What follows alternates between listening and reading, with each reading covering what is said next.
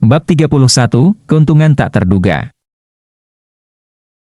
Akhirnya, ada terobosan dalam pencarian tempat keberadaan Johnson. Laporan Ivana mengejutkanku.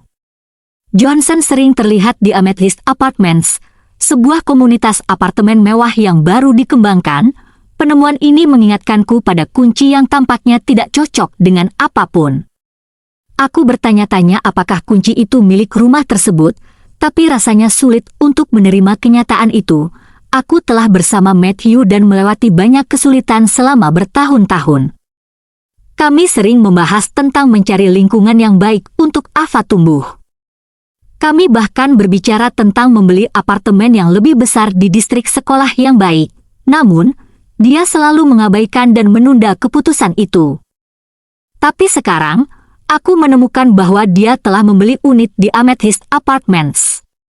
Tindakan Matthew menghancurkan persepsiku tentang perilaku seorang pria setelah berselingkuh.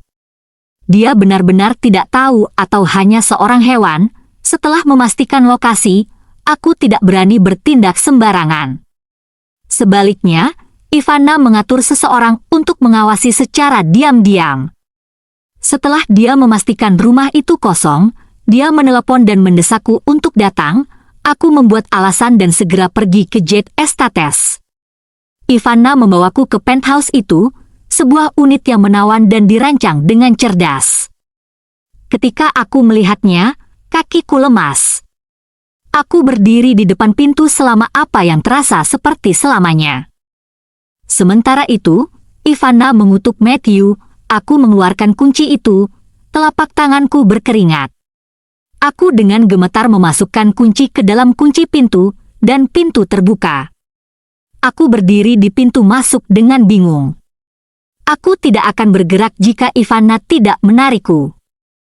Kami berada di unit impianku. Itu adalah tempat yang telah menghabiskan seluruh tabunganku, tetapi bukan untukku. Sepertinya inilah tempat uang itu pergi. Betapa bodohnya aku membiarkan ini terjadi di bawah hidungku sendiri. Dia melakukan sesuatu sebesar ini, dan aku tidak tahu apa-apa, kataku, suaraku penuh dengan kepahitan. Jangan terlalu emosi. Ada pepatah, bukan? Kamu harus selalu berhati-hati dengan serigala berbulu domba. Sekarang bukan saatnya kehilangan ketenangan. Kita perlu mencari cara untuk mendapatkannya kembali, setidaknya mengklaim kembali uangnya, kata Ivana. Dengan kesal, dia melihat sekeliling dan menilai situasinya. Tampaknya mereka hampir menyelesaikan renovasi. Ruangannya tidak terlalu besar, mungkin sekitar 300 meter persegi. Pria ini tidak menghemat biaya, semua ini untuk seorang wanita. Dia mungkin tidak melakukan hal sebanyak ini untuk ibunya sendiri. Celo, jangan terlalu marah. Dia akan mendapatkan balasannya.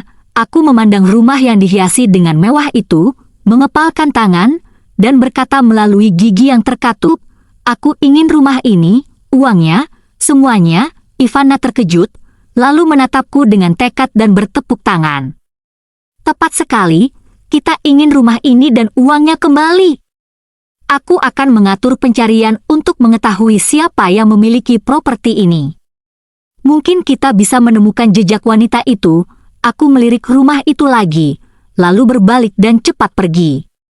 Setelah membahas langkah-langkah selanjutnya dengan Ivana dan mendapatkan rincian tentang kunjungan terbaru Johnson ke rumah itu, aku tahu aku harus berbicara serius dengannya. Setibanya di rumah, Ivana menyerahkan satu set produk makeup.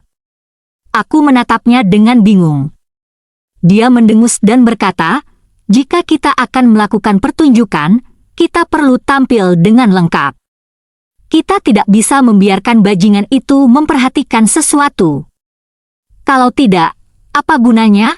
Aku tersadar dan memeluk Ivana. Syukurlah aku punya kamu. Oh, sudahlah. Bukankah kamu mencurigaiku beberapa waktu lalu? Apakah kamu pikir aku akan terlibat dengan bajingan itu? Ayo, bangkitlah. Ivana menepuk punggungku dengan dorongan. Aku mengangguk dan berbalik pergi. Sesampainya di rumah, Matthew melihat barang-barang di tanganku dan berkomentar, "Kamu belanja untuk ini? Apakah kamu berubah menjadi wanita klise yang membeli barang-barang ini?" "Tentu saja. Aku ini wanita, bagaimanapun juga. Aku tidak bisa membiarkan seorang simpanan menggunakan uangku. Aku menggoda dengan sengaja. Apakah sakit bagimu jika aku menghabiskan sedikit uang? Jika aku tidak menghabiskannya, untuk siapa kamu menabung? Jangan bilang kamu punya kekasih rahasia." Dia tersenyum menjilat, mengatakan, "Omong kosong. Aku tidak akan pernah merasa buruk saat istriku menghabiskan uang." Kapan aku pernah merasa begitu? Aku mengutuknya dalam hati saat mendengar itu.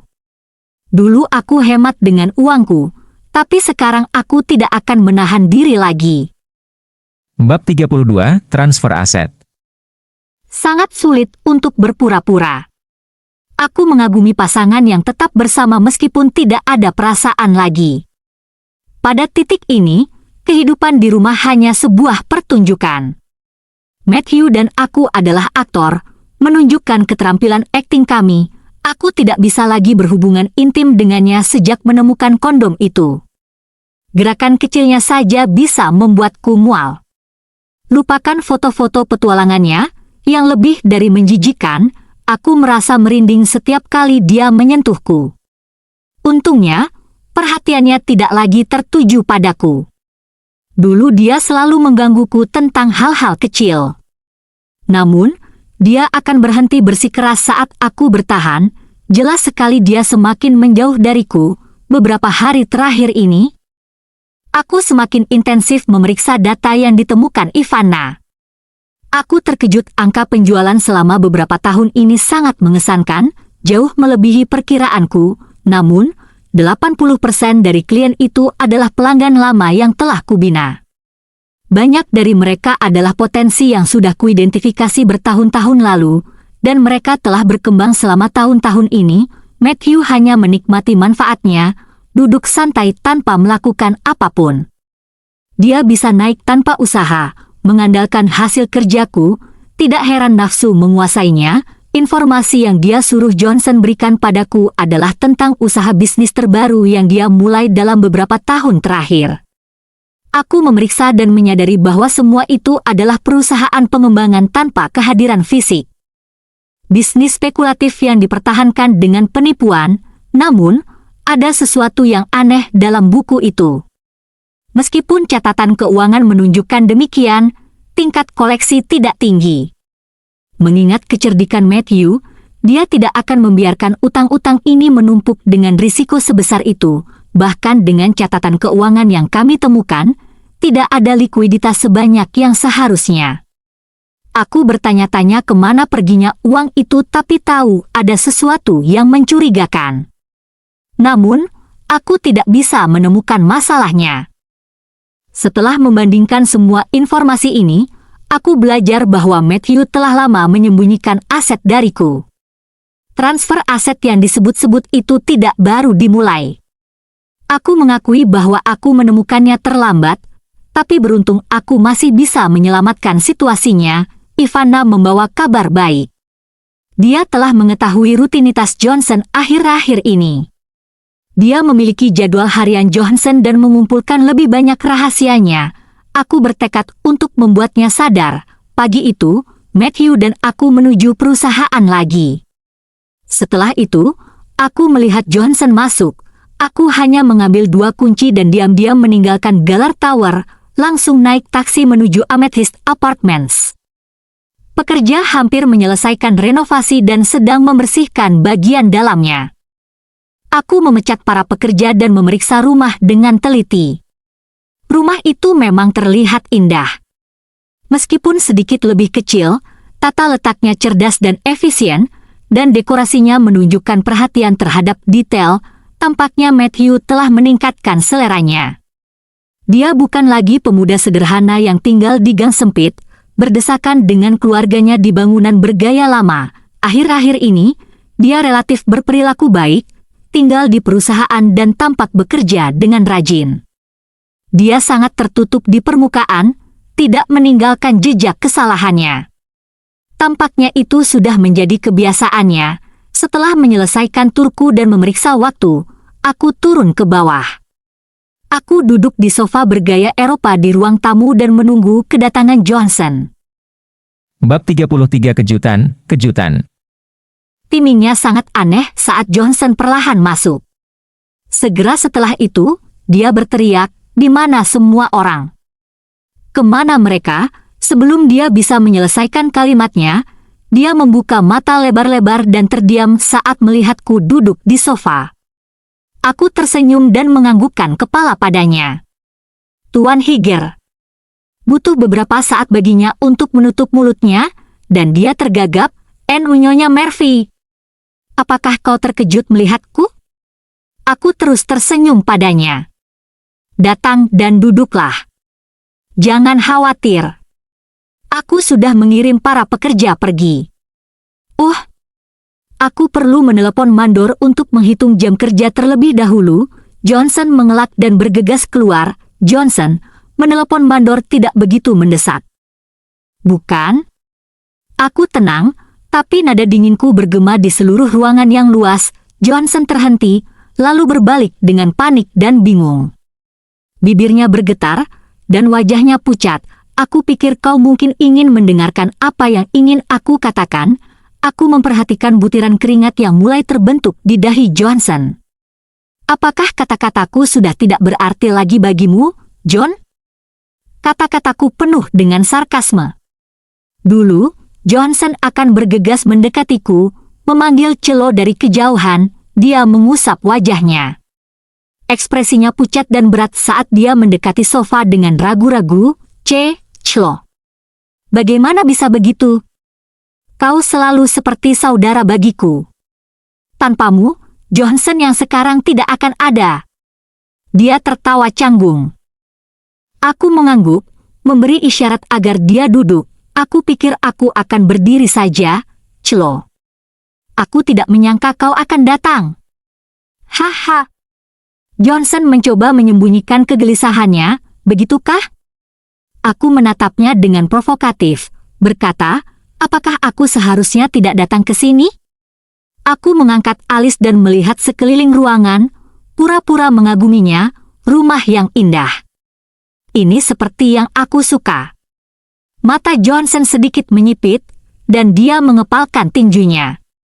Ya, bagus kau menyukainya. Sayangnya ini bukan untukku, bukan?" Aku fokus kembali padanya. "Jadi, kau perlu memberitahuku untuk siapa Mr. Murphy mempersiapkan ini." Johnson membersihkan tenggorokannya. Apa yang kau bicarakan?" "SIS? Mr. Murphy melakukan ini untukmu, tentu saja." "Begitukah?" Aku menjawab, pura-pura menghargainya. Matthew selalu penuh kejutan. Selalu melakukan hal-hal untukku. Aku tertawa saat kata-kata itu keluar dari mulutku. Aku bahkan memerah, tentu saja.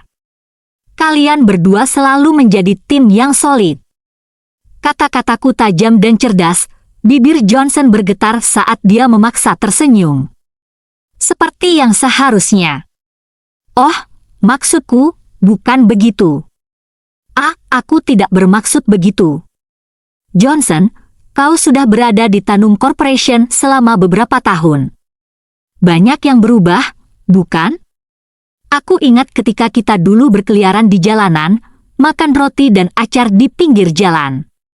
Mengingatnya, sangat berbeda dari sekarang. Aku terus berpikir, tapi aku harus mengakui aku merasa malu. Matthew tahu cara bermain dan memperlakukanmu dengan baik, bukan? Bonus tersembunyi dan semacamnya. Begitulah dia mendapatkan kesetiaan orang. SIS, kau seharusnya tidak berkata begitu. Johnson mengusap keringat dari dahinya. Aku belum melihat istrimu dalam beberapa waktu. Bagaimana keadaannya? Aku harus mengunjunginya suatu saat. Aku mengubah topik dengan santai. Mereka bilang kehamilan mengaburkan pikiran selama 3 tahun. Ava sudah 4 tahun, dan aku masih tidak mengerti. Banyak yang berubah, bukan? Aku ingat ketika kita dulu berkeliaran di jalanan, makan roti dan acar di pinggir jalan.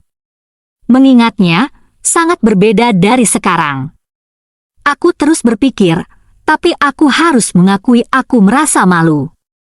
Matthew tahu cara bermain dan memperlakukanmu dengan baik, bukan? Bonus tersembunyi dan semacamnya. Begitulah dia mendapatkan kesetiaan orang. SIS, kau seharusnya tidak berkata begitu. Aku. Johnson mengusap keringat dari dahinya. Oh, aku belum melihat istrimu dalam beberapa waktu. Bagaimana keadaannya? Aku harus mengunjunginya suatu saat. Aku mengubah topik dengan santai. Mereka bilang kehamilan mengaburkan pikiran selama 3 tahun. Ava sudah 4 tahun? Dan aku masih tidak mengerti. Banyak orang di sekitarku sudah melanjutkan hidup. Kurasa itu kesalahanku. Istriku baik-baik saja. Dia sedang hamil. Johnson mengusap wajahnya yang berkeringat lagi, menunjukkan senyum canggung. Terima kasih atas perhatianmu. Oh, dia hamil? Itu berita yang luar biasa.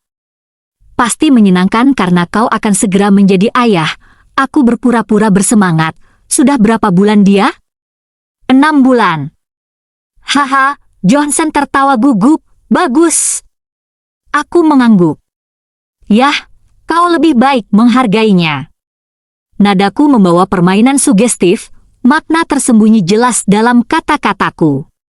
Tatapanku yang intens membuat Johnson tergagap. Aku mengalihkan pandanganku dan bertanya. Siapa wanita baru dalam hidup Matthew? Pertanyaan tiba-tiba itu membuat Johnson terkejut, dan dia berdiri dari sofa. Aku tidak tahu. Kau tidak tahu? Aku menekankan setiap kata, ekspresiku semakin dingin. Bab 34 Konfrontasi yang tegang. Sungguh, aku tidak tahu. Tuan Murphy memang punya seseorang, tapi aku tidak tahu siapa dia. Kepercayaan diri Johnson goyah saat dia berbicara. Matthew, kau tahu dia punya wanita lain, tapi kau mengklaim tidak tahu siapa dia? Johnson. Aku terdiam. Aku bersumpah aku tidak tahu. Dia tidak pernah membawanya ke sini. Aku hanya melihatnya 2 kali dari belakang. Pengakuan Johnson membuatku bingung. Entah Matthew sangat berhati-hati, atau Johnson berbohong, namun, ada hal-hal yang lebih mendesak di pikiranku. Aku menekan rasa frustrasiku, menurunkan intensitasku, dan mengganti topik pembicaraan. Aku perlu kau melakukan sesuatu untukku, seperti yang diharapkan. Johnson tampak rileks. Dia menghela napas lega dan menyerah, tentu. Katakan saja apa yang kau butuhkan. Aku siap membantu. Aku ingin laporan keuangan tersembunyi dan daftar klien utama terbaru. Aku berkata dengan tegas. Johnson terdiam di permintaanku. Dia tidak percaya. Mengapa?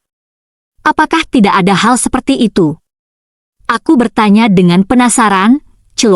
Tidak ada hal seperti itu. Aku sudah menunjukkan semua laporan tahunan kepadamu. Ekspresi Johnson pahit saat dia mencoba meyakinkanku. Tolong, jangan memaksaku dalam posisi sulit. Aku tidak akan berbohong padamu. Aku sudah lebih dekat dengan Matthew selama bertahun-tahun ini, tapi itu semua demi kebaikan perusahaanmu. Aku bersumpah aku setia. Aku berkomentar dengan dingin. Mungkin kau setia padanya, bukan padaku. Johnson terdiam, dan aku mengamatinya. Dia tampak kebingungan saat aku menggerakkan jariku sedikit. Tiba-tiba, campuran erangan dan kata-kata kotor bergema di seluruh ruangan saat aku menunjukkan layar ponselku kepadanya. Johnson terkejut saat melihat video itu. Bagaimana bisa kau serahkan apa yang kubutuhkan ke kantorku besok? Aku ingin melihat aliran dana, ringkasan, rincian, apapun yang Matthew tidak ingin aku lihat. Peringatan, Jangan mencoba menyembunyikan atau menipu dengan data yang dipalsukan. Juga, jika Matthew bahkan mencurigai sesuatu, kau akan menanggung konsekuensinya. Aku menyelesaikan pidatoku, lalu berbalik dan pergi tanpa berkata-kata lagi. Celoh? Celoh. Suara Johnson hampir berubah menjadi putus asa. Setelah meninggalkan penthouse, aku merasakan beban terangkat dari dadaku untuk pertama kalinya dalam beberapa hari. Aku menelepon Ivana dan mengingatkannya, jangan lupa untuk menyelidiki hak kepemilikan rumah itu. Celoh, apa kau pikir aku akan lupa? Aku sudah mulai mencari tahu, tapi pria itu pintar. Dia mendaftarkannya atas nama Melanie. Cibiran menyelimutiku. Tampaknya adik kecilnya punya manfaat juga, perisai yang berguna ketika dia membutuhkannya. Dia sangat licik. Aku adalah orang luar di matanya, tepat. Matthew tidak lebih dari bajingan. Aku pikir menggunakan adiknya bisa mengarahkan kita pada terobosan, cara untuk mengungkap penipu itu. Ivana menyuarakan frustrasiku. Apa kau sudah selesai di sana? Ya, apa dia mengaku? Ketidaksabaran Ivana sangat jelas. Tidak, dia mengklaim dia tidak pernah bertemu wanita simpanan Matthew. Aku mengaku dengan sedikit kekecewaan, pria itu terlalu rahasia. Sekarang aku bahkan lebih penasaran dengan identitas wanita penggoda itu. Aku ingin tahu apakah dia malaikat atau setan yang menyamar. Ivana berseru frustrasi. Apa kau percaya pada Johnson? Aku mencemooh. Tidak masalah siapa wanita itu sekarang. Yang penting adalah mengetahui berapa banyak uang yang dimiliki Matthew. Aku telah begitu bodoh percaya padanya selama bertahun-tahun ini. Aku naik lift setelah kembali ke gedung perusahaan. Ketika pintu terbuka, aku melihat Matthew dengan pesona mengawal seorang klien. Klien itu seorang wanita, tidak kurang. Bab 35 Situasi Sulit. Ketika aku keluar dari lift, Matthew membeku. Segera setelah itu, dia kembali ke dirinya yang biasa dan tersenyum. Dia bertukar beberapa kata dengan wanita itu dan mengantarnya ke lift tanpa mengenalkannya kepadaku. Aku tidak bisa menahan diri untuk tidak melihat wanita itu sekali lagi. Dia tampak elegan, intelektual, dan penuh martabat. Mata kami bertemu, dan wanita itu tersenyum padaku saat pintu lift menutup. Siapa itu? Aku bertanya. Seorang klien, jawab Matthew dengan sederhana, lalu merangkul pundakku. Kau pergi kemana? Tampaknya dia masih peduli dengan keberadaanku. Pertanyaannya mengungkapkan bahwa dia tahu aku keluar. Aku tersenyum dan meliriknya dengan nakal. Aku tidak akan memberitahumu. Di sisi lain, Johnson tidak kembali ke gedung perusahaan sampai saatnya pulang kerja. Keesokan harinya, dia diam-diam memberiku informasi yang kuminta. Wajahnya tak bisa dijelaskan. Celoh, aku. Tolong jangan membuatnya terlalu sulit bagiku. Aku tahu apa yang ingin dia katakan.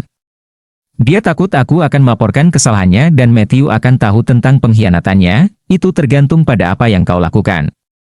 Sekarang kau boleh pergi, kataku, tanpa menjanjikan apapun. Tiba-tiba, aku teringat wanita dari kemarin dan dengan cepat memanggil Johnson kembali. Bantu aku cari tahu tentang wanita yang datang mencari Matthew sebelum dia pulang kerja kemarin. Aku ingin nama dan nomor teleponnya. Mendengar permintaan itu, Johnson berbalik dan pergi dengan tak berdaya. Aku berlomba dengan waktu untuk mencari tahu kebenaran. Sementara itu, wanita itu juga tidak tinggal diam. Ketika aku mengabaikan pesan-pesannya, dia terus mengirimiku pesan di WhatsApp untuk menggangguku. Tampaknya Matthew mulai curiga juga. Mungkin wanita itu telah memberitahunya sesuatu sehingga dia mulai lebih memperhatikanku. Aku yakin Johnson tidak akan mengatakan apapun. Ketika Matthew kembali sore itu, dia meminta Johnson dan aku untuk mengunjungi kantornya. Matthew memberikan informasi beberapa klien dan menyuruhku untuk mempelajarinya sebelum memberikan pendapatku. Aku punya firasat bahwa dia mencoba mengujiku. Aku melihat lebih dekat klien-klien itu dan tidak menemukan masalah dengan kualifikasi mereka. Beberapa di antaranya adalah perusahaan besar. Setelah membaca semua informasi, aku memanggil Johnson. Dia menyelinap ke kantorku seperti pencuri. Aku menatapnya dengan ejekan dan bertanya, serius? Apakah ini perlu? Kenapa kau menyelinap masuk seperti itu, Celo? Jangan membuatnya sulit bagiku. Ada pengawasan di mana-mana, dan aku terus datang ke sini. Matthew akan curiga cepat atau lambat. Johnson berbicara dengan pahit, aku mengutuknya dalam hati berkali-kali, menyadari bahwa Matthew sudah tidak bisa ditebus lagi. Dia memperlakukanku seperti seorang kriminal. Aku memutar mataku dan berkata, kau bisa memberitahunya aku meminta informasi klien. Itu adalah kebenaran, bagaimanapun juga, tidak, aku tidak akan mengatakan apa-apa. Kau bisa mempercayaiku, Celo. Johnson salah paham dan cepat-cepat meyakinkanku. Menggaruk kepalanya dengan cemas, maksudku sungguh. Lakukan seperti yang kukatakan. Aku sudah tahu bahwa data Matthew hanyalah pengalih perhatian. Johnson ragu-ragu sebelum akhirnya memberitahuku kebenaran tentang situasi tersebut. Dia menjelaskan bahwa klien-klien berharga itu sepenuhnya berada di bawah kendali Matthew. Setelah itu, aku memberinya instruksi tentang apa yang harus dikatakan kepada Matthew. Ketika aku pulang malam itu, aku berdiskusi dengan Matthew tentang klien-klien itu untuk mencari pendapatnya dan berbagi pikiranku. Dia tampak benar-benar memperhatikan. Aku bahkan menyebutkan bahwa ATL Empire memiliki potensi paling besar. Johnson telah memberiku informasi rahasia tentang mereka secara pribadi. Dia mengatakan itu adalah klien utama yang paling tidak mungkin untuk diamankan. Aku berniat untuk membuat Matthew merasa tenang dengan melakukan semua ini. Aku memainkan peran Chloe Tanum yang naif, yang senang mengejar saham potensial, meskipun sulit. Tentu saja, ada alasan lain untuk pilihanku. Keesokan harinya, perusahaan itu mengadakan pertemuan penawaran. Setelah proses seleksi, Tanum Corporation berhasil lolos. Aku menawarkan diri untuk mencobanya, dan Matthew menugaskan apa yang dia sebut sebagai asisten untuk menemaniku. Namun, aku tahu apa yang dia rencanakan. Perusahaan itu berada di jantung distrik bisnis kota. Sebuah perusahaan multinasional memiliki seluruh gedung tersebut, menurut rumor. Setelah memasuki bangunan tinggi itu, aku akhirnya mengerti mengapa Johnson mengatakan itu adalah kesepakatan yang tidak mungkin tercapai.